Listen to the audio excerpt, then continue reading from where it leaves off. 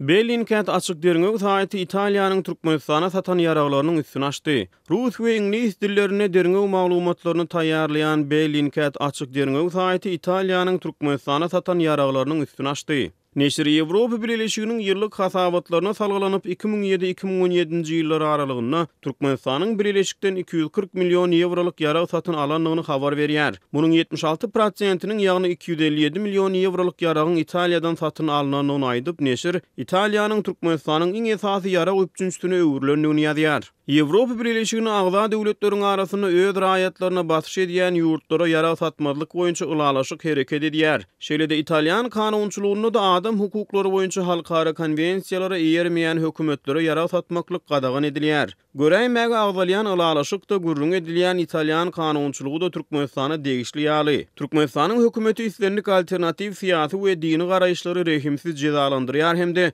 ýurtda maglumat eli ýeterliligini dogry gödäwçilikde saklaýar diýip Bellingcat ýazýar. Açyk derňek saýtynyň maglumatlaryna görä 2011-nji ýylda Italiýanyň Beretta ýarag öndürjü kompaniýasynyň öndüren umumy bahasy 3,87 million euroluk RX 160 kysymly hüjüm tüpeňleri şol sany olaryň 3470 tane ätiýaşlyk şaý Türkmenistana eksport edildi. 2018-nji ýylyň 27 sentýabryny Aşgabatda geçirilen harby paradda Türkmenistanyň ýaragly güýçleriniň dürli birikmeleri bu ýaragy götürüp paraddan geçdi. Derňek saýty Italiýanyň Türkmenistana 2013-nji ýyldan soňky ýarag eksportlaryny derňemegiň has kyn bolandygyny aýdýar. 2017-nji ýylda Italiýanyň Beretta ýarag öndürjü kompaniýasy Türkmenistana ýene-de 300 sany umumy bahasy 528.360 euroluk RX 160 kysymly tüpeň satýar.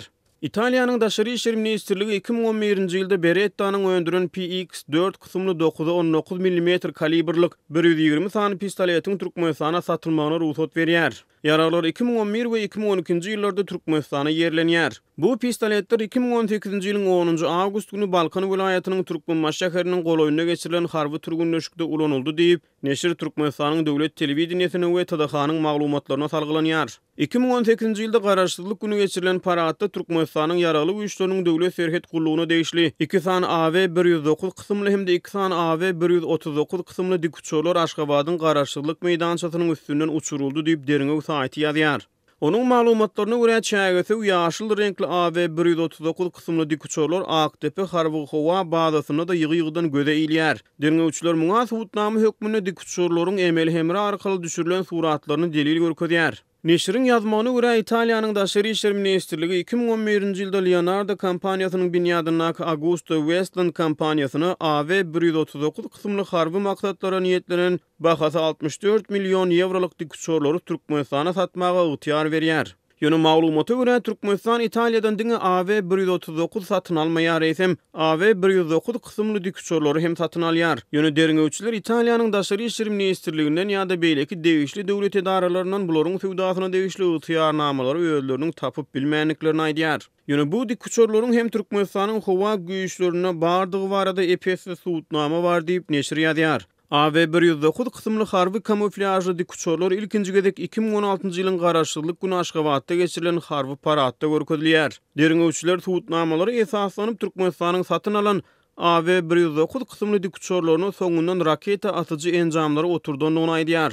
2011-nji ýylda Italiýanyň Daşary işler ministrligi bahasy 103 million euroluk AW101 kysymly dik uçurlaryň Türkmenistana satylmagyna ruhsat berýär. Şeýle-de Bellingcat Türkmenistanyň harby deňiz güýçlerini niýetlep Otomelara kompaniýasynyň gemilere oturdulýan asmana atyjylary satyn alanlygyny aýdýar. Muňa mysal edip Türkmenistanyň harby deňiz güýçleriniň hasabyna arkada Erkany, Asuda, Hüşgär, Sinma zatly gemileri we olaryň depesine oturdulan asmana atyjylary görkezýär. Italiýanyň Daşary işler ministrligi 2011-nji ýylda Otomelara kompaniýasyna Türkmenistana bahasy 7 million euro töweregi bolan gemileri oturdulan puşkalar satmaga ygtyar berýär.